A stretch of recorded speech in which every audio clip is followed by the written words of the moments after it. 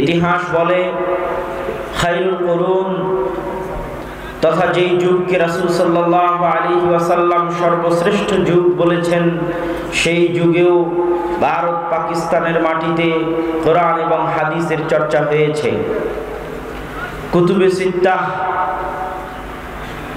বুখারী, মুসলিম, আবু দাউদ, নাসাই, তিরমিজি, ইবনে মাজাহ, 6 জনেরই শিক্ষক কুতাইবা বিন সাঈদ আল বাগলানি। বহু হাদিস পাবেন কুতুবে সিত্তাতে, শুরু হবে হাদ্দাসানা কুতাইবা, হাদ্দাসানা কুতাইবা, বহু অগণিত হাদিস কুতুবে সিত্তা। সহিহ বুখারী হোক, সহিহ মুসলিম হোক, সুনানুত তিরমিজি, জামিউত তিরমিজি হোক, সুনানে আবি দাউদ হোক, নাসাই হোক, ইবনে মাজাহ হোক, হাদ্দাসানা কুতাইবা, কুতাইবা আমাদেরকে হাদিস শুনিয়েছেন মর্মে ইমাম বুখারী বলছেন, ইমাম মুসলিম বলছেন, আবু দাউদ বলছেন, নাসাই বলছেন, তিরমিজি বলছেন, ইবনে মাজাহ বলছেন। অথচ এই কুতাইবা পাকিস্তানের সীমান্তবর্তী বাগলান অঞ্চলের একজন মানুষ, তথা সেই যুগেও ভারত পাকিস্তানের সীমান্তবর্তী অঞ্চলে কোরআন এবং হাদিসের চর্চা হতো। পাকিস্তানের একটি শহর মানসুরাবাদ, যার পরিচয় ইতিহাসের পাতায় পাওয়া যায়।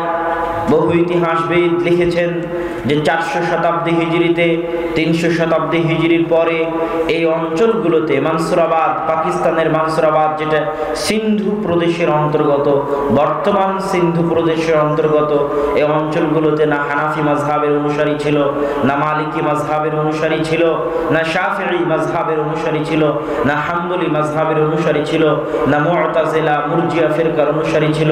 এই অঞ্চলগুলোতে শুধুমাত্র স্বাধীনভাবে কোরআন এবং হাদিসের অনুসরণের চর্চা ছিল, তথা আহলুল হাদিসের অস্তিত্ব ছিল। আরো আশ্চর্য হবেন, ইতিহাসের পাতায় এমন কিছু বড় বড় ব্যক্তিত্ব দেখা গেছে যারা এমন বড় বড় কারনামা আঞ্জাম দিয়েছে, অথচ সেগুলো তারা আঞ্জাম দিয়েছেন ভারত পাকিস্তানের মাটিতে বসে এবং বহু আগে। মাশারিকুল আনোয়ারের কথা বলেন, যেখানে তিনি বুখারী মুসলিমকে একত্রিত করেছেন। ইমাম সাগানি এবং মিন্নাতুল বারি পড়লে পাবেন, আমি সেখানে উল্লেখ করেছি সহিহ বুখারীর নুসখা, পাণ্ডুলিপি, সহিহ বুখারীর যে পাণ্ডুলিপি থেকে আজকে আমরা প্রকাশিত সহিহ বুখারী পাচ্ছি, প্রিন্টেড সহিহ বুখারী পাচ্ছি, টাইপ করা সহিহ বুখারী পাচ্ছি। এই সহিহ বুখারী যে সমস্ত পাণ্ডুলিপির সহযোগিতা নিয়ে তৈরি করা, তার একটা পাণ্ডুলিপি ছিল ইমাম সাগানির, যিনি মাশারিকুল আনোয়ার নামক গ্রন্থ লিখেছিলেন, জন্ম পাকিস্তানের লাহোরে। তার পরবর্তীতে আরো বহু আলেম ছিলেন যারা ভারত পাকিস্তানের মাটিতে কোরআন এবং হাদিসের খেদমত করেছেন। ইমাম তাহের পাটনি, পাটনার অধিবাসী, তিনি অনেক গ্রন্থ লিখেছেন হাদিসের উপরে, কঠিন কঠিন রাবির নামের উপর গ্রন্থ লিখেছেন, মাজমাউ বাহারিল আনোয়ার লিখেছেন, আরো অনেক গ্রন্থ লিখেছেন, যেই গ্রন্থগুলোতে কোরআন এবং হাদিসের কঠিন শব্দ, হাদিসের কঠিন কঠিন রাবির পরিচয়, এই জিনিসগুলো তিনি সেখানে ফুটিয়ে তুলেছেন। অথচ তিনি এই যুগের আলেম নন, অনেক আগের আলেম। তো ভারত উপমহাদেশের মাটিতে কোরআন এবং হাদিসের চর্চা অনেক আগে থেকেই ছিল, যেগুলো ইতিহাসের পাতা ঘাটলে দেখা যায়। তবে ভারত পাকিস্তানের মাটিতে হাদিস চর্চার স্বর্ণযুগ, যেই স্বর্ণযুগের কারণে আজ কোরআন এবং হাদিস টিকে আছে বলে মানুষ মনে করে, বিজ্ঞ ব্যক্তিরা মনে করে। যখন মার্কাজুল ইলম পরিবর্তন হতে থেকেছে, কখনো মার্কাজুল ইলম ছিল বাগদাদ, কখনো মার্কাজুল ইলম ছিল হিজাজ, কখনো মার্কাজুল ইলম ছিল বুখারা সামারকান্দ, কখনো মার্কাজুল ইলম ছিল নিশাপুর রায়। এই মার্কাজুল ইলমগুলো পরিবর্তন হতে থেকেছে। কখনো মার্কাজুল ইলম ছিল আন্দালুস, স্পেন। আমরা হয়তো স্পেনকে ভুলতে বসেছি, কিন্তু আমি আমার বহু বক্তব্যে ইশারা করেছি, ইঙ্গিত করেছি যে কত বড় বড় আলেম স্পেনের মাটিতে ছিলেন, আন্দালুসের মাটিতে ছিলেন। ইবনে হাজাম আন্দালুসি বিরাট বড় মুহাদ্দিস, অনেক বড় মুহাদ্দিস। তার আল মুহাল্লা বিল আসার, আব্বুরা সাধারণত যে সমস্ত বই দেখে ফতোয়া দিয়ে থাকে, সেই সমস্ত বইয়ের একটা গুরুত্বপূর্ণ বই হচ্ছে আল মুহাল্লা বিল আসার, যে বইটা সাজানোই হয়েছে আসার দিয়ে। উনি চেষ্টা করেছেন প্রত্যেকটা ফতোয়া আসার, সরাসরি নাস, সরাসরি হাদিস, সরাসরি কোরআন, সরাসরি সাহাবীদের কওল, সরাসরি তাবিঈদের কওল, সরাসরি তাবে তাবিঈদের কওল দিয়ে ফতোয়া দেওয়ার, রায় কিয়াস থেকে দূরে থাকার চেষ্টা করেছেন ইমাম ইবনে হাজাম আন্দালুসি, স্পেনের মানুষ। তাফসিরে কুরতুবির লেখক ইমাম কুরতুবা যেটাকে ইংরেজিতে বলা হয় কর্ডোভা, সেটাকে আরবিতে বলা হয় কুরতুবা। তিনি স্পেনের কর্ডোভা নগরীর অধিবাসী, তাফসিরে কুরতুবির লেখক ইমাম কুরতুবি। হাফিজুল মাগরিব ইবনে আব্দুল বার 463 হিজরিতে একই সাথে হাফিজুল মাগরিব মারা গেছেন, হাফিজুল মাশরিক মারা গেছেন। হাফিজুল মাশরিক বলা হতো খতিব বাগদাদিকে। মাশরিক মানে হচ্ছে পূর্বের হাফেজ, পূর্বের দেশগুলোর সবচেয়ে বড় হাফেজ আলেম। খতিব বাগদাদিও 463 হিজরিতে মারা যান। হাফিজুল মাগরিব পশ্চিমের দেশগুলোর সবচেয়ে বড় হাফেজ, সবচেয়ে বড় আলেম ইবনে আব্দুল বার 463 হিজরিতে মারা যান। একই হিজরিতে হাফিজুল মাগরিব হাফিজুল মাশরিকের মৃত্যু হয়। ইবনে আব্দুল বার এত বড় মাপের আলেম ছিলেন, মুয়াত্তা মালিকের পিছনে তার যে খিদমাত রয়েছে, তার লিখিত আত-তামহিদ, তার লিখিত আল-ইস্তিযকার আজও পৃথিবীর ইতিহাসে চিরভাস্বর, চিরস্মরণীয়। এমন কোন মুহাদ্দিস, এমন কোন আলেম নাই যার বাড়িতে আত-তামহিদ নাই, যার বাড়িতে আল-ইস্তিযকার নাই, যেটা ইবনে আব্দুল বার রাহিমাহুল্লাহর লেখা। বাড়ি আন্দালুস, স্পেন।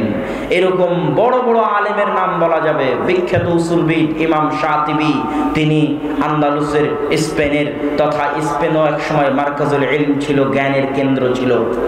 কিন্তু যুগের পরিক্রমায় যখন পৃথিবীর সব জায়গা থেকে জ্ঞান উঠে গেল, জ্ঞানের চর্চা সীমিত হয়ে আসলো, আলেম ওলামার অভাব দেখা দিল, হাদিসের চর্চার অভাব দেখা দিল। জালালউদ্দিন সুয়ুতির মৃত্যুর পরে পৃথিবী বড় মাপের তেমন কোনো আলেম আর দেখতে পেল না। তখন আল্লাহ সুবহানাহু ওয়া তাআলা ভারত পাকিস্তানের মাটিকে জ্ঞান চর্চার জন্য বাছাই করে নিয়েছিলেন, এবং ভারত পাকিস্তানের আলেম ওলামা এই ভারত পাকিস্তানের মাটিকে জ্ঞান চর্চার এমন উর্বর ভূমি বানিয়েছিল যে আজকের পৃথিবী স্বীকার করতে বাধ্য হচ্ছে। আমি নিজেও বাস্তব তার চাক্ষুষ প্রমাণ দেখেছি। এমন কোন হাদিসের বই নাই, এমন কোন ইলমুল রিজালের বই নাই, এমন কোন ইলমুল জারহ ওয়া তা'দীলের বই নাই যার অধিকাংশগুলো যদি বলা হয় আউয়াল তাবা, প্রথম প্রকাশ, প্রথম টাইপ করা প্রিন্টেড প্রকাশ কোথায় থেকে, দেখলেই দেখা যাবে হিন্দ থেকে, হায়দ্রাবাদ দাকান, দায়রাতুল মাআরিফ হায়দ্রাবাদ দাকান থেকে প্রকাশিত। বিখ্যাত ইয়েমেনের আলেম আব্দুর রহমান বিন ইয়াহইয়া আল মুআল্লিমি, তিনি আল জারহ ওয়া তা'দীল ইবনে আবি হাতিম, আবু হাতিম হচ্ছেন বিখ্যাত মুহাদ্দিস।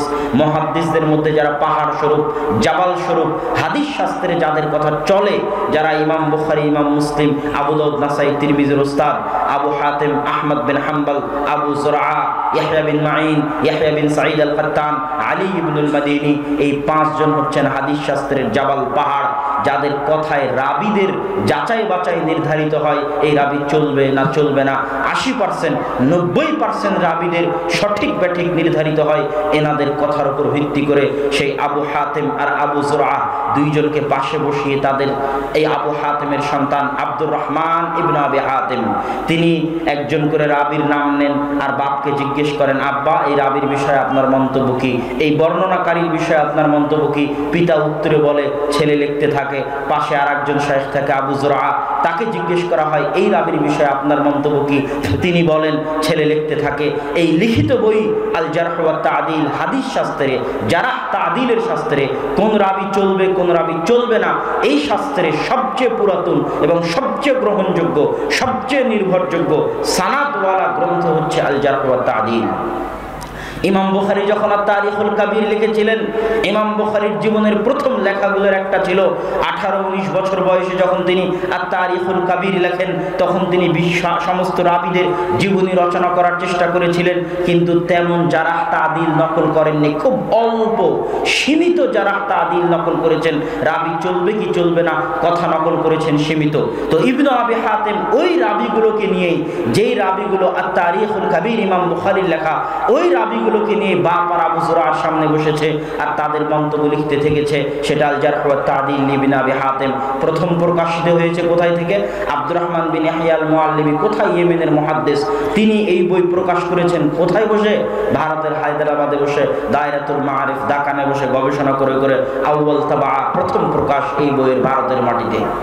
এরকম অগণিত অসংখ্য বই আছে, অসংখ্য খিদমাত আছে যেগুলো ভারতের মাটি থেকে আঞ্জাম দেওয়া হয়েছে।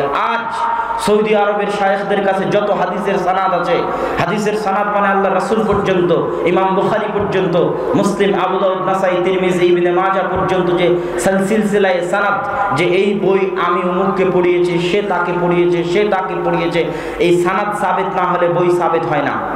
লেখক পর্যন্ত সানাদ সাবেত না হলে বই অগ্রহণযোগ্য প্রমাণিত হয়। যেমন লেখক থেকে আল্লাহ রাসূল পর্যন্ত সানাদ লাগে হাদিসটা আল্লাহ রাসূলের কিনা এটা প্রমাণ করতে, বুখারী থেকে রাসূল সাল্লাল্লাহু আলাইহি ওয়াসাল্লাম পর্যন্ত সানাদ লাগবে হাদিস আল্লাহ রাসূলের কিনা এটা প্রমাণ করতে। কিন্তু এই বই ইমাম বুখারী লিখেছে না অন্য কেউ লিখেছে, আমার কাছে প্রকাশিত যে বুখারী, এই বুখারী ইমাম বুখারীর লেখা বুখারী না কার লেখা বুখারী, এটা প্রমাণ করতে ইমাম বুখারী থেকে আমার পর্যন্ত সানাদ লাগবে, না হলে প্রমাণিত হবে না যে এই সহিহ বুখারী ইমাম বুখারীর বুখারী। মানুষ বলবে এটা বিকৃত করে অন্যের লেখা নামে চালিয়ে দেওয়া হয়েছে, ইমাম বুখারীর নয়।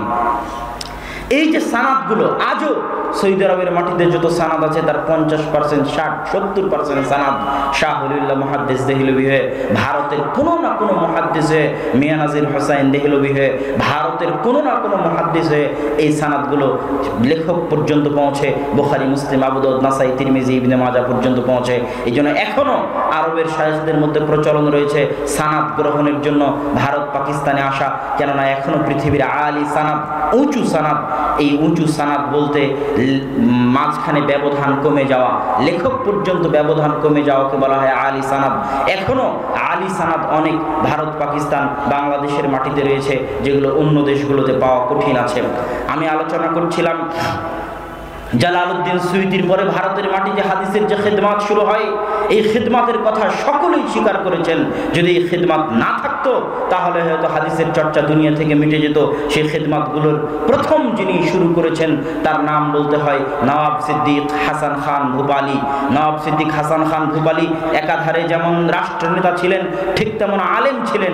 এত উন্নত মানের আরবি সাহিত্যে তিনি বই লিখতেন যে আরবদের পক্ষে অত উন্নত মানের আরবি সাহিত্যে বই লেখা সম্ভব কিনা প্রশ্নবিদ্ধ। তারাও সেই বই পড়তে হিমশিম খেয়ে যেত। আকীদার উপর তার 10-এরও অধিক বই রয়েছে নওয়াব সিদ্দিক হাসান খান ভূপালী। আজকে আপনি প্রতিযোগিতায় পাশ করলে পুরস্কার দিচ্ছেন, সেই যুগে নওয়াব সিদ্দিক হাসান খান ভূপালী বুলুগুল মারাম মুখস্থ করতে পারলে এই পুরস্কার, মিশকাত মুখস্থ করতে পারলে এই পুরস্কার, আরবাঈন নববী মুখস্থ করতে পারলে এই পুরস্কার, অগণিত পুরস্কার তিনি বিতরণ করতেন। আজকে মানুষ ফ্রি বই বিতরণ করতেছে, সেই কালে নওয়াব সিদ্দিক হাসান খান ভূপালী তাফসীর ইবনে কাসির, সহিহ বুখারী, ইলামুল মুওয়াক্কিঈন, কিতাবুত তাওহীদ, এরকম শত বই, হাজারো লাখো কপি ভারতের বড় বড় আলেমদের কাছে নিজে ছাপিয়ে ফ্রি বিতরণ করিয়েছেন। বুলুগুল মারাম, মিশকাতুল মাসাবিহ। ভারতের মাটিতে হাদিসের চর্চায় নওয়াব সিদ্দিক হাসান খান ভূপালীর অবদান অনস্বীকার্য এবং আরবের আলেমগণ স্বীকার করে। দ্বিতীয় আরেকজন ব্যক্তি হচ্ছে শাহ ওলিউল্লাহ মুহাদ্দিস দেহলভী। তার লেখা আল হুজ্জাতুল্লাহিল বালেগার, যে আরবি ভাষার মান, এই আরবি ভাষার মান একজন ভারতের মাটিতে বসা একজন অনারব কিভাবে লিখতে পারে তা ভাবতে ভাবতে মানুষ অজ্ঞান হয়ে যেতে পারে। হুজ্জাতুল্লাহিল বালেগাতে শাহ ওলিউল্লাহ মুহাদ্দিস দেহলভী রাফুল আদাইনের কথা লিখেছেন, 12 তাকবীর ঈদের সালাত আদায়ের কথা লিখেছেন, জোরে আমিনের কথা লিখেছেন। তিনি আমলগতভাবে হানাফি হলেও তিনি তার লেখনীতে, তার দার্সে আহলুল হাদিসদের কথা বলে গেছেন। শাহ ওলিউল্লাহ মুহাদ্দিস দেহলভীর মাধ্যমে মূলত ভারতের মাটিতে জমে থাকা শিরক, বেদাত, জুমুদ, তাকলিদের যে জুমুদ ভারতের মাটিতে জেঁকে বসেছিল, সেটার বিরুদ্ধে প্রথম আন্দোলন মূলত তিনি ইলমি আন্দোলন পরিচালনা করেছিলেন। তার ছেলে তার মৃত্যুর পর আব্দুল আজিজ মুহাদ্দিস দেহলভী, যিনি প্রথম ভারতকে দারুল কুফর ঘোষণা করেন। দারুল কুফর মানে যার বিরুদ্ধে জিহাদ করা যায়, যার গনিমতের মাল লুণ্ঠন করা যায়, যার জোরপূর্বক ক্ষমতা দখল করা যায়, সেটাকে বলা হয় দারুল কুফর। যেহেতু ভারত দারুল ইসলাম ছিল, মুসলমানেরা যেহেতু ভারত শাসন করত, সেহেতু যতক্ষণ ভারতকে দারুল কুফর বলা না হচ্ছে ততক্ষণ জিহাদ জায়েজ হবে না। প্রথম ভারতকে দারুল কুফর বলে ফতোয়া দিয়েছিলেন আব্দুল আজিজ মুহাদ্দিস দেহলভী। তার লেখা বই বুস্তানুল মুহাদ্দিসিন ইসলামিক ফাউন্ডেশন থেকে অনুবাদ করা আছে। মুহাদ্দিসদের বই পুস্তক জীবনী নিয়ে তিনি সেই বই লিখেছেন। সম্মানিত উপস্থিতি, আব্দুল আজিজ মুহাদ্দিস দেহলভীর পরে তার হাদিসের মাসনাদ, দেহলভী মানে দিল্লির অধিবাসী, দিল্লির অধিবাসীকে বলা হয় দেহলভী। তার হাদিসের মাসনাদ আঁকড়ে ধরেন শাহ ইসহাক মুহাদ্দিস দেহলভী।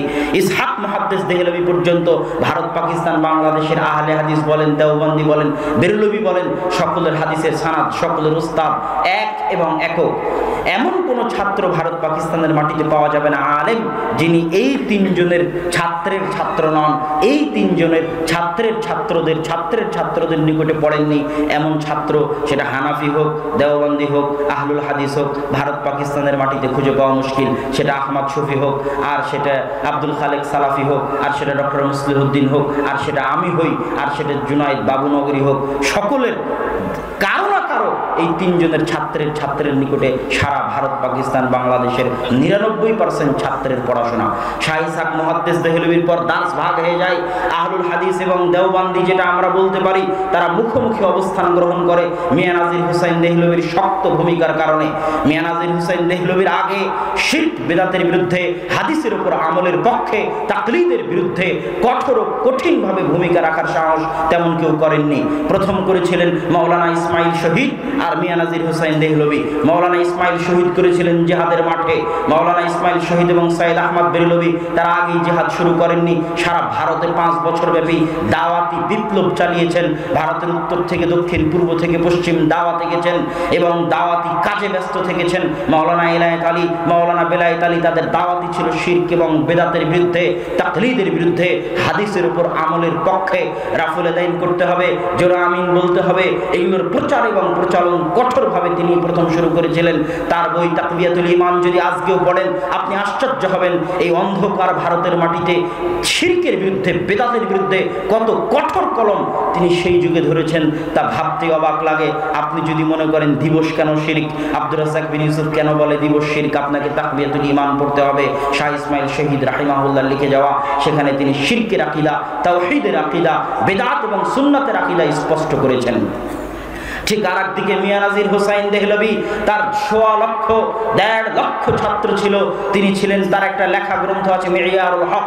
এই মেয়ারুল হক গ্রন্থটা এই দেশের মাটিতে যারা তাকলিদকে আঁকড়ে ধরে থাকতো তাদের উপর ছিল অ্যাটম বমের মতো। এই মেয়ারুল হকের জবাব লিখতে লিখতে লিখতে লিখতে ওই সমাজও ক্লান্ত হয়ে গেছে, এই সমাজও ক্লান্ত হয়ে গেছে। এখনো মেয়ারুল হকের জবাব লেখা হচ্ছে, পাল্টা জবাব লেখা হচ্ছে, আবার জবাব লেখা হচ্ছে, আবার পাল্টা জবাব লেখা হচ্ছে। 150 বছর হয়ে গেছে, কিন্তু বইয়ের জবাব, পাল্টা জবাব এখনো চলতেই আছে। সেই বইয়ের নাম মেয়ারুল হক, লিখেছেন মিয়া নাজির হুসাইন দেহলভি। তার 1.5 লক্ষ ছাত্র। আজ সারা পৃথিবীতে যেখানে যত আহলে হাদিস দেখতে পাচ্ছেন, বংশালের আহলে হাদিস বলেন, বেরায়েতের আহলে হাদিস বলেন, বল্লার আহলে হাদিস বলেন, আর নতুন আমরা যারা দাওয়াতি কাজে দেখতে পাচ্ছেন বড় বড় আলেম ওলামাদেরকে, সেটা আব্দুর রাজ্জাক বিন ইউসুফ হোক, আকরামুজ্জামান বিন আব্দুস সালাম হোক, আরো যত আলেম ওলামাকে দাওয়াতি ময়দানে দেখতে পাচ্ছেন, তারা সকলেই মিয়া নাজির হুসাইন দেহলভির ছাত্ররা। সারা ভারত, পাকিস্তান, বাংলাদেশে যে দাওয়াতি বিপ্লব নিয়ে ছড়িয়ে গেছিলেন সেটার ফসল। তার 4 জন ছাত্রের কথা না বললেই নয়। একজন আব্দুর রহমান আল মুবারকপুরি, একজন শামসুল হক আল আজিমাবাদী, একজন সানাউল্লাহ অমৃতসরী, একজন আব্দুল্লাহ গাজীপুরি। এটা ইতিহাস, এই ইতিহাস মনে রাখতে হবে। মনে না রাখতে পারাটা ব্যর্থতা। আমি দারুল উলুম দেওবন্দে পড়েছি, প্রত্যেক ক্লাসে এমন কোনো ক্লাস নাই যেই ক্লাসে দারুল উলুম দেওবন্দের শিক্ষকেরা বলতেন না যে হামারে আকাবির ने फरमाया, मौलाना कासिम नानुतवी साहब ने ये फरमाया, অমুক সাহাব ने ये फरमाया। তারা তাদের আকাবিরদের ইতিহাসগুলো ধরে রেখেছে, তাদের দার্সে, তাদের তাদরিসে, তাদের বক্তব্যে, তাদের লেখনীতে। কিন্তু আহলুল হাদিসরা তাদের সালাফ, তাদের আকাবিরদের ইতিহাস ভুলে গেছে, ধরে রাখার চেষ্টা করে না, চর্চা করার চেষ্টা করে না।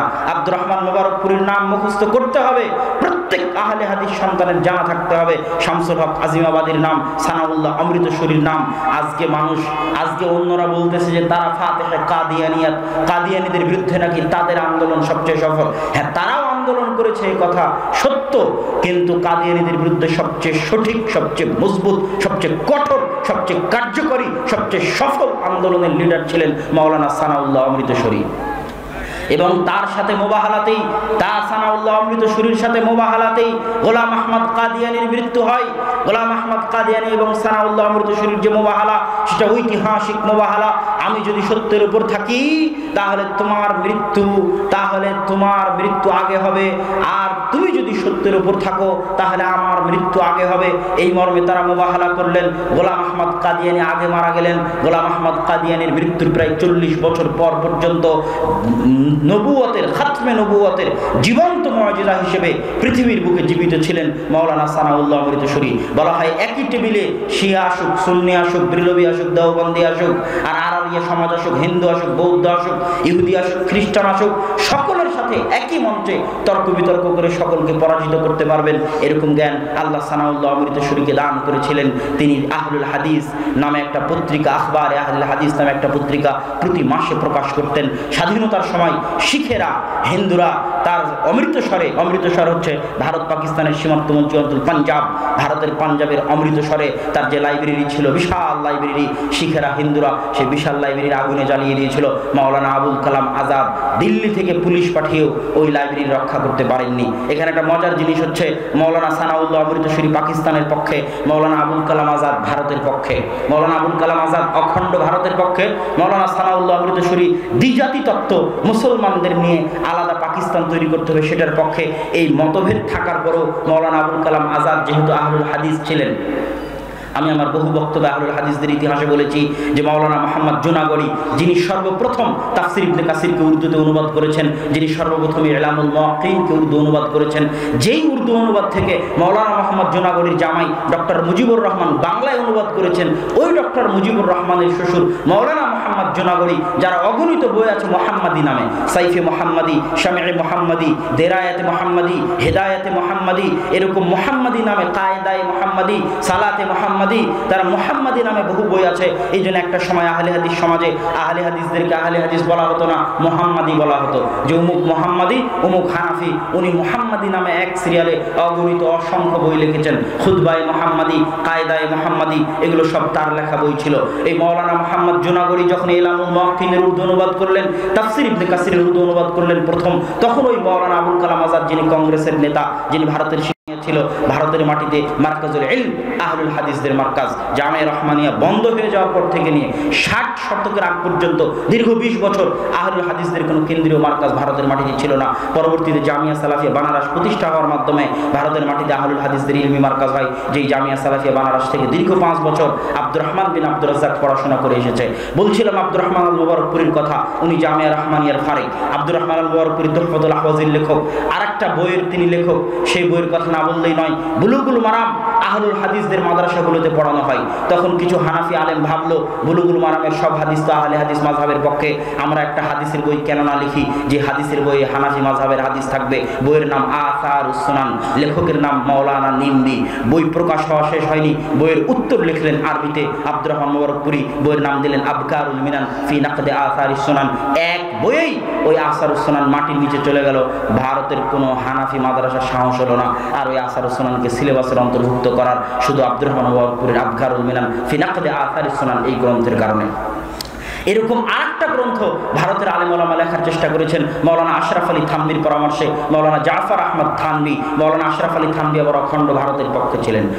মাওলানা আশরাফ আলী থানভী আবার পাকিস্তানের পক্ষ ছিলেন, অখণ্ড ভারতের বিরোধী ছিলেন। আর মাওলানা হোসাইন আহমদ মাদানী অখণ্ড ভারতের পক্ষে ছিলেন। তো মাওলানা আশরাফ আলী থানভীর পরামর্শে মাওলানা জাফর আহমদ ওসমানী লিখলেন ইলাউস সুনান, যেখানে শুধু হানাফি মাযহাবের পক্ষে হাদিসগুলোকে জমা করা হয়েছে, যে হাদিসগুলো দিয়ে হানাফি মাযহাবের বিভিন্ন ফতোয়াকে সাবিত করার চেষ্টা করা হয়েছে। ওই ইলাউস সুনানের জবাব এখন দিচ্ছেন পাকিস্তানের একজন বিখ্যাত আহলে হাদিস আলেম মাওলানা ইরশাদুল হক আল আসারি, ইলাউস সুনান ফিল মিজান নামে বই, যেটার আরবিও আছে, যেটার উর্দু আছে। তো আলোচনা করছিলাম মাওলানা আব্দুর রহমান মুবারকপুরীর কথা। তারপরে মাওলানা শামসুল হক আজিমাবাদী গায়াতুল মাকসুদ সুনানে আবু দাউদের 32 খণ্ডে আরবি ভাষায় ব্যাখ্যা গ্রন্থ, শ্রেষ্ঠ ব্যাখ্যা গ্রন্থ তিনি লিখেছেন গায়াতুল মাকসুদ। তারও লাইব্রেরিকে হিন্দু মুসলিম দাঙ্গায় পুড়িয়ে জ্বালিয়ে দেওয়া হয়েছে। তার লাইব্রেরির কিছু বাকি অংশ ঢাকায় পর্যন্ত এসেছিল, কিন্তু পরবর্তীতে সেটাও হারিয়ে গেছে। ওই গায়াতুল মাকসুদ হিন্দু মুসলিম দাঙ্গায় হারিয়ে যাওয়ার ফলে মাত্র 2 খণ্ড পাকিস্তান থেকে প্রকাশিত হয়েছে, আর পাওয়া যায় না। তবে গায়াতুল মাকসুদের সারমর্ম আউনুল মাবুদ, যেটা বর্তমানে সারা পৃথিবীতে পরিচিত এবং সারা পৃথিবীর শ্রেষ্ঠ আবু দাউদের ব্যাখ্যা গ্রন্থ আরবিতে গণ্য হয়, সে আউনুল মাবুদের লেখক হচ্ছেন শামসুল হক আল আজিমাবাদী রাহিমাহুল্লাহ। শামসুল হক আজিমাবাদীর আরেকটা বড় কারনামা, আরেকটা নয় 2টা বড় কারনামা আছে। একটা বড় কারনামা হচ্ছে ইমাম বুখারী রাহিমাহুল্লাহ সহিহ বুখারীর প্রায় 25 জায়গায় ক্বালা বাযুন নাস, ক্বালা বাযুন নাস, ক্বালা বাযুন নাস, বাযুন নাস বলে তিনি কিছু মানুষের মাসালাকে রদ করতে চান, কিছু মানুষের মাসালার উত্তর দিতে চান, বিরোধিতা করতে চান। ওই সাধারণত 25 বাযুন নাসের অধিকাংশ মাসালাই হানাফি মাযহাবের বিরুদ্ধে, হানাফি ফিকহের বিরুদ্ধে। তখন মাওলানা আহমদ আলী সাহারানপুরি, যেটা সাহারানপুর জেলা, যে সাহারানপুর জেলায় দারুল দেওবন্দ অবস্থিত, ওই সাহারানপুর জেলায় একটা মাদ্রাসা অবস্থিত মাজাহিরুল উলুম, যে মাদ্রাসার শাইখুল হাদিস ছিলেন ফাজাইল আমরের লেখক মাওলানা জাকারিয়া কান্দেলভি, ওই মাদ্রাসার শাইখুল হাদিস মাওলানা আহমদ আলী সাহারানপুরি, অনেক পুরাতন, অনেক আগের প্রথম শাইখুল হাদিস তিনি, এবং ভারতের যত কুতুবে সিত্তার বই পুস্তক আছে সব কুতুবে সিত্তার বই পুস্তকে মাওলানা আহমদ আলী সাহারানপুরির টিকা আছে, যেগুলো দেওবন্দ থেকে ছাপা, এবং প্রত্যেকটা টিকায় তিনি হানাফি মাযহাবকে সাবিত করার চেষ্টা করেছেন। তার পাল্টা খেদমত এখন পর্যন্ত আহলে হাদিসদের পক্ষ থেকে হয়নি। আহলে হাদিসদের পক্ষ থেকে এই খেদমতের অভাব আছে যে আহলে হাদিসরা কুতুবে সিত্তা প্রকাশ করবে সহিহ টিকা দিয়ে, সহিহ ব্যাখ্যা দিয়ে, টিকা ব্যাখ্যা দিয়ে কুতুবে সিত্তা প্রকাশ করবে, এই খেদমত এখনো ভারত পাকিস্তানের আহলে হাদিসদের পক্ষ থেকে হয়নি। কিন্তু সেই কালে মাওলানা আহমদ আলী সাহারানপুরি কুতুবে সিত্তার সব বই হানাফি মাযহাবের টিকা অনুযায়ী প্রকাশ করে দিয়েছিলেন। তখন তিনি সহিহ বুখারীর যে 25 জায়গায় ক্বালা বাযুন নাস বলে হানাফি মাযহাবকে রদ করতে চেয়েছেন ইমাম বুখারী, ওই 25 জায়গার তিনি উত্তর দিয়েছেন। কে উত্তর দিয়েছে? আহমদ আলী সাহারানপুরি উত্তর দিয়েছে এবং হানাফি মাযহাবকে প্রতিষ্ঠা করার চেষ্টা করেছে। তার বই লেখা শেষ হয়নি, তার ওই বইয়ের উত্তরে ইমাম বুখারীর পক্ষে, ইমাম বুখারীর ক্বালা বাযুন নাসের রদ যে সঠিক এটার পক্ষে শামসুল হক আজিমাবাদী রাহিমাহুল্লাহ অল্প দিনের মধ্যে আরবিতে বই লিখে তার ওই কথাকে চাপিয়ে দিলেন, তার ওই কথাকে রদ করে দিলেন।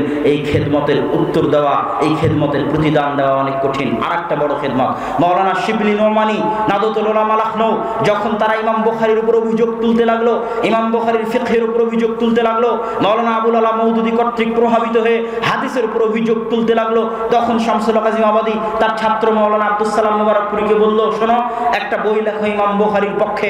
তখন ছাত্র শিক্ষক পরামর্শ করে সহযোগিতায় একটা বই লিখলেন সিরাতুল বুখারী। যখন মাওলানা শিবলি নোমানি লিখেছিলেন সিরাতুল নুমান তথা সিরাত নুমান ইবনে সাবিত, সেটাতে তিনি ইমাম বুখারী এবং আহলুল হাদিসদের উপর অনেক অভিযোগ উত্থাপন করেছিলেন। ওটার উত্তরে সিরাতুল বুখারী লিখলেন শামসুল হক আজিমাবাদী এবং তার ছাত্র আব্দুস সালাম মুবারকপুরী। আমার দেখা, আমি মিন্নাতুল বারীতে ইমাম বুখারীর জীবনী লিখতে গিয়ে দেখেছি সিরাতুল বুখারীর চাইতে শ্রেষ্ঠ ইমাম বুখারীর জীবনী কোনো গ্রন্থ আরবি ভাষাতেও নাই, উর্দু ভাষাতেও নাই, বাংলা ভাষাতেও নাই, যেটা আহলুল হাদিসদের খেদমত, ভারতের আহলুল হাদিসদের খেদমত, উর্দুতে লেখা সিরাতুল বুখারী। সম্মানিত উপস্থিতি, আরেকজন পাকিস্তানের বিখ্যাত মুহাদ্দিসের খেদমত বলি, যেটা আমি মিন্নাতুল বারী লিখতে গিয়ে দেখতে পেয়েছি, সেটা হচ্ছে ফাইজুল বারী আনোয়ার শাহ কাশ্মীরি, বিখ্যাত হানাফি আলেম, হানাফি পণ্ডিত, দারুল উলুম দেওবন্দের মুহাদ্দিস। তিনি ফাইজুল বারীতে, ফাইজুল বারী লিখতে গিয়ে, ফাইজুল বারীর দাস দিতে গিয়ে এই হাফিজ ইবনে হাজার আসকালানির লেখা ফাতহুল বারী অগণিত জায়গায় তিনি ভুল ধরার চেষ্টা করেছেন। কে ভুল ধরছেন? হাফেজ ইমাম কাশ্মীরি, মাওলানা কাশ্মীরি। কার ভুল ধরছেন? হাফিজ ইবনে হাজার আসকালানির ভুল ধরছেন। যদিও হাফিজ ইবনে হাজার আসকালানির বইয়ের ভুল ধরার চেষ্টা সেই যুগে মাওলানা বদরুদ্দিন আইনি করেছিলেন, কেননা আইনি এবং আসকালানি একই শহরে বাস করতেন, কায়রো শহরে। আজ হাফিজ ইবনে হাজার আসকালানি সারা রাতে বাড়িতে যা নোট করে নিয়ে আসতেন, পরের দিনে তা দার্স দিতেন। আজকে যেমন দার্স রেকর্ড হচ্ছে, ওই রকম ছাত্ররা দার্স লিখে নিত। একজন ছাত্র ওই লিখে নেওয়া দার্স বদরুদ্দিন আইনি রাহিমাহুল্লাহকে দিয়ে আসতেন, উনি আবার তখন ওটার জবাব লিখতেন। যখন ফাতহুল বারী প্রকাশ হয়ে গেল, ফাতহুল বারী প্রকাশ হওয়া মাত্রই ফাতহুল বারীর ভুল ধরে তখন উমদাতুল কারি বদরুদ্দিন আইনির লেখা শারহ প্রকাশ হলো, যেটার উত্তর দেওয়ার চেষ্টা করেছেন হাফিজ ইবনে হাজার আসকালানি আল ইন্তিকাজ, ইন্তিকাজুল ইতিরাজ, ইতিরাজুল ইন্তিকাজ, এই গ্রন্থগুলোতে তিনি উত্তর দেওয়ার চেষ্টা করেছেন, কিন্তু তার আগে তিনি দুনিয়া থেকে বিদায় নিয়েছেন। তো আনোয়ার শাহ কাশ্মীরিও হাফিজ ইবনে হাজার আসকালানির ভুল ধরার চেষ্টা করেছে ফাইজুল বারীতে। এবার হাফেজ মোহাম্মদ গন্দলবি, পাকিস্তানের আলেম, তিনি একটা বই লিখেছেন ইরশাদুল কারি ফি নাকদ ফাইজুল বারী। উনি ফাইজুল বারীতে মাওলানা কাশ্মীরি হাফেজ ইবনে হাজার আসকালানির ভুল ধরতে গিয়ে কি কি ভুল করেছেন, আর উনি নিজে কি ভুল করেছেন, আর ইবনে হাজার আসকালানির ভুল ধরতে গিয়ে কি ভুল করেছেন তা তিনি লিখেছেন। এই খেদমতগুলো পড়লে আপনাকে এবং আমাকে তাদের জ্ঞানের সামনে শিশু মনে হবে যে এই উপমহাদেশের আহলুল হাদিস আলেমরা কি না খেদমতের আঞ্জাম দিয়ে গেছে, ইলমি খেদমতের যে আঞ্জাম দিয়ে গেছে তার ঋণ শোধ করা আহলুল হাদিসরা তো দূরে থাক, হানাফি ভাইয়েরাও শোধ করতে পারবেন না। কেননা হানাফি ভাইদের মধ্যেও ইলমের চর্চা দেখা দিয়েছে আহলুল হাদিসদের চর্চার কারণে। কুতুবে সিত্তা প্রথম উর্দু অনুবাদ করেছে আহলুল হাদিসরাই। ওয়াহিদুজ্জামান হায়দরাবাদী রাহিমাহুল্লাহ তিনি প্রথম উর্দু অনুবাদ করেছেন। তো সম্মানিত উপস্থিতি, আমি আহলুল হাদিসদের ইলমি যে খেদমত, এই খেদমতের উপর যদি বলি তো ঘন্টার পর ঘন্টা এমনিই বলতে থাকা যাবে। ভারত পাকিস্তানের আহলুল হাদিস আলেমরা হাদিসের কি ধরনের খেদমত করেছেন। আজকে এখন আমি যদি মদিনা ইসলামী বিশ্ববিদ্যালয় থেকে পড়ে এসে বলি যে ভারতের আলেমদের নিকট থেকে ইলম নেওয়া যাবে না, জ্ঞান নেওয়া যাবে না, আকীদার শিক্ষা নেওয়া যাবে না, তাহলে এটা নিমক হারামি হবে। ভারত উপমহাদেশের আলেমদের জ্ঞানকে অপমান করা হবে। তারা আজ মদিনা ইসলামী বিশ্ববিদ্যালয়ে সার্বিক সুযোগ সুবিধা ভোগ করার পরে সৌদি সরকার যত কোটি টাকা ইলমের পিছনে খরচ করে, খুব কম দেশ আছে অত টাকা ইলমের পিছনে খরচ করতে পারবে। সার্বিক উন্নত সুযোগ সুবিধা পাওয়ার পরে যে ধরনের খেদমত হচ্ছে, সেই অন্ধকার যুগে ব্রিটিশদের অত্যাচারের মুখে একদিকে ব্রিটিশদের সাথে জিহাদ, আর একদিকে ইলমে খেদমত, এই কঠিন যুগ যে সমস্ত আলেম ওলামা পার করেছেন তাদের খেদমতকে ছোট করে দেখার সুযোগ নেই। সুতরাং সম্মানিত উপস্থিতি, আহলুল হাদিসদের তাদের ইতিহাস সম্পর্কে জানতে হবে। আহলুল হাদিসদের ইতিহাস চিরদিন জিহাদের ইতিহাস, সন্ত্রাস জঙ্গিবাদের ইতিহাস নয়, ইলমের ইতিহাস, অজ্ঞতা মূর্খতা জাহিলিয়াতের ইতিহাস নয়। এমনকি আহলুল হাদিস ভারত উপমহাদেশের আহলুল হাদিস আলেমদের খেদমতের কারণেই আজকের সৌদি আরবের বহু আলেম ওলামা ফিকহি দিক থেকে উদার হতে শিখেছেন। নাসিরউদ্দিন আলবানী রাহিমাহুল্লাহ যে ফিকহি উদারতা শিখেছেন, এই ফিকহি উদারতা তিনি ভারত পাকিস্তানের আহলুল হাদিস আলেমদের নিকট থেকে শিখেছেন। সুতরাং আমাদেরকে ইতিহাস জানতে হবে। রাজনীতির ইতিহাস হোক, জিহাদের ইতিহাস হোক, ইলমের ইতিহাস হোক, আমাদেরকে জানতে হবে। এবং আজকের এই যুগে আহলুল হাদিসদের জ্ঞান চর্চার বড় প্রয়োজন রয়েছে। সব কিছুর মূল ভিত্তি হচ্ছে জ্ঞান। আজ ভারতে পাকিস্তানে যে ইসলাম টিকে আছে, এটার ভিত্তি গণতন্ত্র নয়, এটার ভিত্তি ধর্মনিরপেক্ষতাবাদ নয়, এটার ভিত্তি সেকুলারিজম নয়, এটার ভিত্তি ডেমোক্রেসি নয়, এটার ভিত্তি শুধুই জ্ঞানের চর্চা। মসজিদ মাদ্রাসা নির্মাণের মাধ্যমে জ্ঞানের চর্চাকে ধরে রাখা আজ রোহিঙ্গাদের কাছে নাই। কি জন্য তারা তাদের স্বকীয়তা ধরে রাখতে পারেনি? কেন? তাদের মধ্যে থেকে জ্ঞানের চর্চা উঠে গেছিল।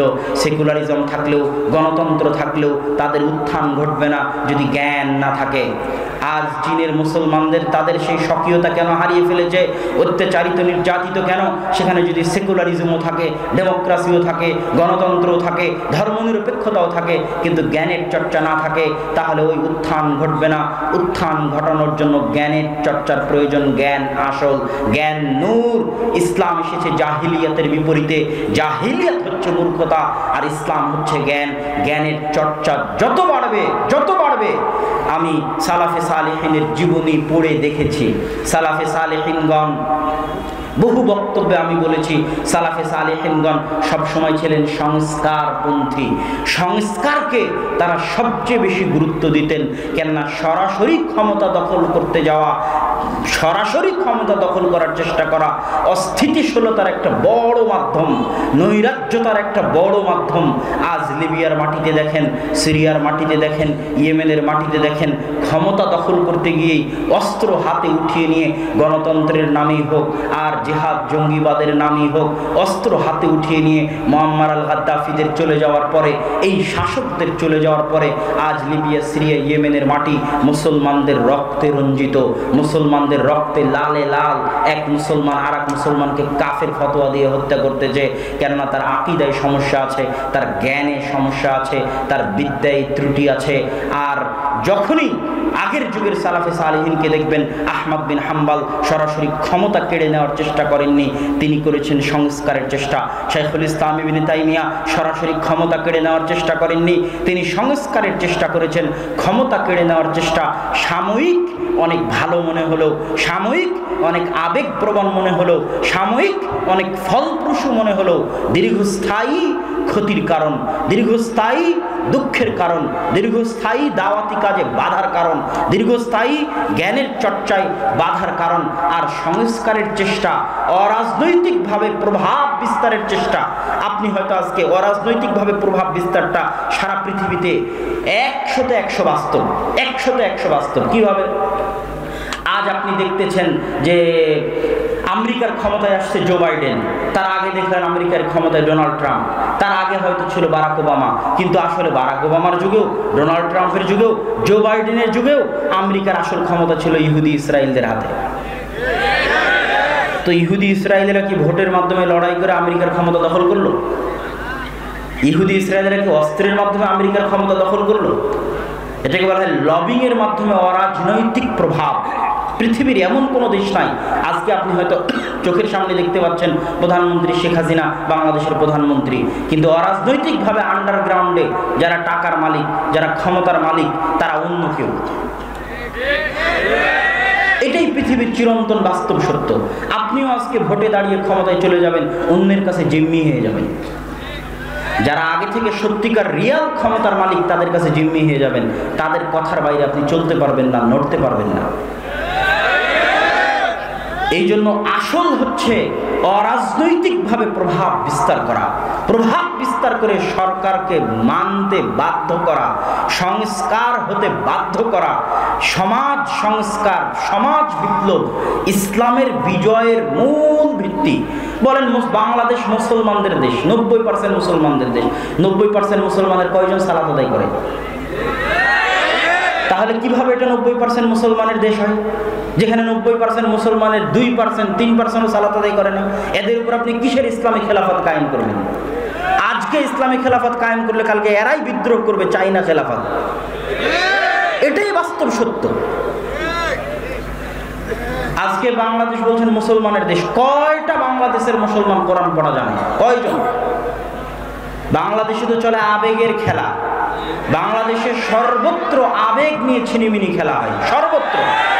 যেমন আজকের এই প্রোগ্রামের আয়োজন করা হয়েছে জিকে একাডেমির মাঠে, এরপরে আসছে সালাফি কনফারেন্স 4-5 মার্চ। বাঙালি যেহেতু আবেগী জাতি, বিশাল সমাবেশ ঘটেছে, আরো বহু জায়গায় সমাবেশ ঘটবে। বাঙালি যেহেতু আবেগী জাতি, আজকে যদি ঘোষণা করা হয় মিছিলের আহ্বান, শত লোক লাখ লোকের অভাব হবে না।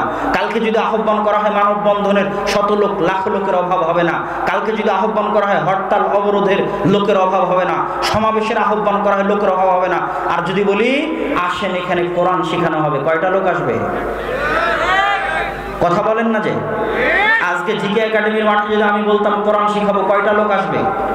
ওয়াল্লাহি আল্লাহর কসম, ওয়াল্লাহি আল্লাহর কসম, ওয়াল্লাহি আল্লাহর কসম, গতকাল থেকে নিয়ে আজ পর্যন্ত জিকে একাডেমির মাঠে যত বক্তা, যত আলেম, যত জ্ঞান গর্ভ আলোচনা করেছেন, তাতে উপস্থিত জনগণের যত উপকার হয়েছে, এই উপস্থিত জনগণকে যদি সূরা ফাতিহা শেখানো হতো, কোরআন শেখানো হতো, আলিফ বা তা সা শেখানো হতো, তার চেয়ে হাজার গুণ উপকারী হতো। কিন্তু সম্ভব নয়। কালকে আমিও সালাফি কনফারেন্সে এরকম সব বক্তারা আসবে, তারা বক্তব্য দিবে, কেন? আবেগী জাতি। জ্ঞান কঠিন জিনিস, ইলম কঠিন জিনিস। ইলমকে অর্জন করতে যায় না, এক লিল্লাহে তাকবীর দিয়ে 10টা গাড়ি ভেঙে দেওয়া অনেক সহজ। কিন্তু এক সূরা ফাতিহা সঠিকভাবে তেলাওয়াত করা, কোরআন সঠিকভাবে পড়তে পারা, জ্ঞান সঠিকভাবে অর্জন করতে পারা। ওমা খালাকতুল জিন্না ওয়াল ইনসা ইল্লা লিয়াবুদুন, জাতি এখনো বুঝতে পারেনি আয়াতের অর্থ যে লিয়াবুদুন মানে কি। ওমা খালাকতুল জিন্না ওয়াল ইনসা ইল্লা লিয়াবুদুন, আয়াতের অর্থ কি এটা এখনো মানুষ বুঝতে পারেনি। কালেমা লা ইলাহা ইল্লাল্লাহ, এটার অর্থ কি এটা এখনো মানুষ বুঝতে পারেনি। কালেমা লা ইলাহা ইল্লাল্লাহ উলুহিয়াত, আল্লাহ সুবহানাহু ওয়া তাআলা বলেননি লা হাকিমা ইল্লাল্লাহ, নেই কোনো শাসক আল্লাহ ব্যতীত, অতএব দৌড়াও, তোমাকে শাসক হওয়ার জন্য দৌড়াতে হবে, এটা আল্লাহ সুবহানাহু ওয়া তাআলা বলেননি। আল্লাহ সুবহানাহু ওয়া তাআলা কি চেয়েছেন? তুমি শাসক থাকো, কিন্তু শাসক হয়েও দাসত্ব করো আল্লাহ। তুমি প্রজা থাকো, কিন্তু প্রজা হয়েও দাসত্ব করো আল্লাহ। এটা উলুহিয়াত। যখনই বলা হবে লা হাকিমা ইল্লাল্লাহ, তখন সবাই শাসক হওয়ার জন্য দৌড়াবে, শুধু রক্তের খেলা চলবে, রক্তের খেলা চলবে, ক্ষমতার দ্বন্দ্ব, ক্ষমতার লড়াই চলবে। এই জন্য লা ইলাহা ইল্লাল্লাহর অর্থ মানুষ বুঝতে পারেনি। তাওহীদ মানুষকে এখনো বোঝানো যায়নি যে তাওহীদ কাকে বলে। ওমা খালাকতুল জিন্না ওয়াল ইনসা ইল্লা লিয়াবুদুন, ইবাদত করার জন্য সৃষ্টি করেছি। ইবাদত বললে আপনি বুঝবেন সালাত, সিয়াম, হজ, যাকাত। ইবাদতটা এসেছে আব্দুন থেকে, আব্দুল্লাহ, আল্লাহর দাস। ইয়াবুদুন, আল্লাহর দাসত্ব। আমি এবারের বহু বক্তব্যে আল্লাহর দাসত্ব বিষয়টা ক্লিয়ার করার চেষ্টা করেছি। পৃথিবীর কেউ না কেউ কোনো না কোনো কিছুর দাস, কেউ ক্ষমতার দাস, কেউ নারীর দাস, কেউ টাকার দাস, কেউ ফ্রি ফায়ার পাবজি গেমের দাস, কেউ ফেসবুকের দাস, কেউ টুইটারের দাস, কেউ জুয়া মদের আড্ডার দাস। আর একমাত্র পূর্ণ স্বাধীন, পূর্ণ আজাদ, যাবতীয় দাসত্ব থেকে মুক্ত সেই যে 100% আল্লাহর দাস। পৃথিবীতে একমাত্র স্বাধীন হাওয়ায় মুক্ত বাতাসে নিঃশ্বাস নিতে পারে সে যে 100% আল্লাহর দাস। রাসূল সাল্লাল্লাহু আলাইহি ওয়াসাল্লাম, খালিদ বিন ওয়ালিদ, ওমর ইবনুল খাত্তাব, আবু বকর, তাদেরকে রাসূল সাল্লাল্লাহু আলাইহি ওয়াসাল্লাম এমন কোন সোনার জাদুর চাবিকাঠি দিয়ে যাননি যেই চাবিকাঠিতে যেই তরবার নাড়ালে সব রোমান সাম্রাজ্য আর পারস্য সাম্রাজ্যের পতন হয়ে গেছে। আল্লাহ রাসূল তাদেরকে দিয়ে গেছিলেন কি? আল্লাহ রাসূল তাদেরকে দিয়ে গেছিলেন 100% আল্লাহর দাসত্ব। আল্লাহ রাসূল যদি তাদেরকে বলতেন শোনো, যেভাবেই হোক ক্ষমতায় থাকতে হবে, যেভাবেই হোক ক্ষমতা কিন্তু ছাড়া যাবে না, বিকৃতি আনতেই হবে। আজ নাম নিয়েই বলতেছি, জামাত ইসলাম বিকৃতি আনেনি, এনেছে। অগণিত অসংখ্য তাদের সংবিধানের মধ্যে বিকৃতি এনেছে, শুধু রাষ্ট্রীয়ভাবে নিবন্ধন ধরে রাখার জন্য, টিকিয়ে রাখার জন্য। না হলে নিবন্ধন বাতিল হয়ে যাবে। 30% যদি নারী নেতৃত্ব না দেয় দলের মধ্যে, নিবন্ধন দিবে না সরকার। যদি নাম জামাতে ইসলাম বাংলাদেশ না করে, বাংলাদেশ জামাতে ইসলাম যদি না করে, তাহলে দিবে না নিবন্ধন। তখন নাম চেঞ্জ করে জামাতে ইসলাম বাংলাদেশ করা হয়েছে। 30% নারী নেতৃত্ব নিয়ে আসা হয়েছে, অগণিত পরিবর্তন করা হয়েছে। আমার চ্যালেঞ্জ থাকলো, আবুল আলা মওদুদী যেই দিন জামাত ইসলাম প্রতিষ্ঠা করেছিলেন, তখনকার জামাত ইসলামের সংবিধান আর আজকের জামাত ইসলামের সংবিধানের মধ্যে যদি বিকৃতি না থাকে, আমি আব্দুল্লাহ বক্তব্য দিব না। বিকৃতি কেন এসেছে? ক্ষমতা ধরে রাখার চাহিদায়। সে বিকৃতিটা কোথায় করা হয়েছে? ইসলামের মধ্যে। ইসলামকে জবাই করে আমি কিভাবে ইসলাম প্রতিষ্ঠা করব? যদি ইসলাম কোনোদিন প্রতিষ্ঠা করতে হয়, 100% ইসলাম প্রতিষ্ঠা করতে হবে, নো কম্প্রোমাইজ। হয় ক্ষমতা আসবে, না হয় ক্ষমতা আসবে না। ক্ষমতা দেওয়ার মালিক আল্লাহ, কিন্তু 100% উলুহিয়াত রাখতে হবে আল্লাহ। আল্লাহর উলুহিয়াতে সরিষা সমপরিমাণ কম্প্রোমাইজ করে আহলে হাদিসরা ক্ষমতায় যেতে রাজি নয়। আহলে হাদিসরা এরকম হাজারো ক্ষমতার মুখে লাথি মারতে রাজি আছে, শুধু আল্লাহর উলুহিয়াত বাস্তবায়ন করার জন্য। কেন? একটা দল, একটা জামাত তো থাকতে হবে, যারা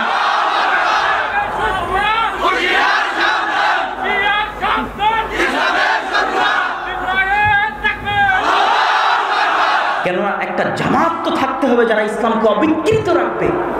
ইসলামকে অবিকৃত রাখাই ইসলামের বড় বিজয়। যত শত্রু ইসলামের এসেছে, ওরিয়েন্টালিস্টদের নিয়ে আপনি পড়ুন, আজ অক্সফোর্ড ক্যামব্রিজে যে সমস্ত বড় বড় গুরুরা, তাদের বিশাল খেদমত আছে। মুহাদ্দিসরা ওই খেদমত করতে পারেনি, জন্মগত ইহুদি খ্রিস্টান, কিন্তু শিখেছে আরবি ভাষা, ওরা যত বড় খেদমত করেছে। আমার উস্তাদ মুফতি সাইদ আহমদ পালানপুরি বলতেন যে ওরিয়েন্টালিস্টদের একজন আছে, নাম আমি ভুলে গেছি, যে 16 বার মুসনাদে আহমদ প্রথম থেকে শেষ পর্যন্ত পড়েছে। কয়বার? 16 বার। ইহুদি খ্রিস্টান জন্মগত গবেষণা করে কোরআন হাদিস নিয়ে তারা জাম আল মুফাহরাস বানিয়েছে, হাদিসের শব্দগুলোকে ডিকশনারি ভিত্তিক সাজিয়েছে।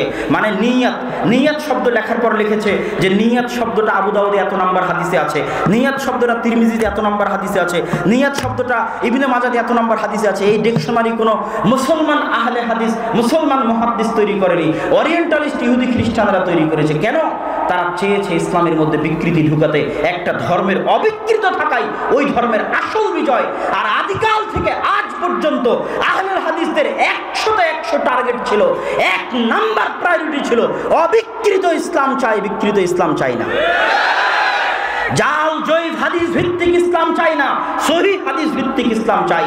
শিরক বেদাত যুক্ত ইসলাম চাই না, শিরক বেদাত মুক্ত ইসলাম চাই। তাতে যদি দেহের রক্ত দেওয়া লাগে তো দিতে রাজি আছি। আহমদ বিন হাম্বল রক্ত দেয়নি, শাইখুল ইসলাম ইবনে তাইমিয়া রক্ত দেয়নি। শাইখুল ইসলাম ইবনে তাইমিয়াকে জেলখানায় বন্দী করে আহলুল হাদিসদের কণ্ঠকে কি রোধ করা গেছে? আহমদ বিন হাম্বলকে বাগদাদের রাস্তায় উল্টা করে ঘুরিয়ে আহলুল হাদিসদের কণ্ঠকে কি রোধ করা গেছে? ইমাম মালিককে পিটিয়ে তার ফতোয়া থেকে কি তাকে সরানো গেছে? যায়নি। নাসিরউদ্দিন আলবানী রাহিমাহুল্লাহর উপর শত অপবাদ, শত জুলুম, শত অত্যাচার, বহিষ্কার করেও তাকে তার আদর্শ থেকে সরিষা সমপরিমাণ টলানো যায়নি। আহলুল হাদিসরা আদর্শে বিশ্বাস করে, আহলুল হাদিসরা আদর্শের জন্য সব কিছু বিসর্জন দিতে রাজি আছে। টাকা পয়সা বিসর্জন দিতে রাজি আছে, সন্তান সন্ততি বিসর্জন দিতে রাজি আছে, ক্ষমতা বিসর্জন দিতে রাজি আছে, নিজের জীবন বিসর্জন দিতে রাজি আছে। সিলেটের মাটিতে 500 কোটি 1000 কোটি টাকার মামলা দিয়ে যারা তা আমাদের কণ্ঠকে রোধ করতে পারেনি, তারাই তো হত্যার চেষ্টা করে কণ্ঠকে রোধ করতে গেছে। এটাই প্রমাণ করে, এই হত্যার চেষ্টাই প্রমাণ করে যে ইসলামকে 100% অবিকৃত রাখার আন্দোলনই সঠিক আন্দোলন। এই আন্দোলনই এমন সঠিক আন্দোলন যে আন্দোলনকে শুধু এদেশের বেলাতিরা ভয় পায় না, ওই আমেরিকায় বসে থাকা, ইসরায়েলে বসে থাকা, ভারতে বসে থাকা ব্রাহ্মণবাদী সাম্রাজ্যবাদীরা ভয় পায়।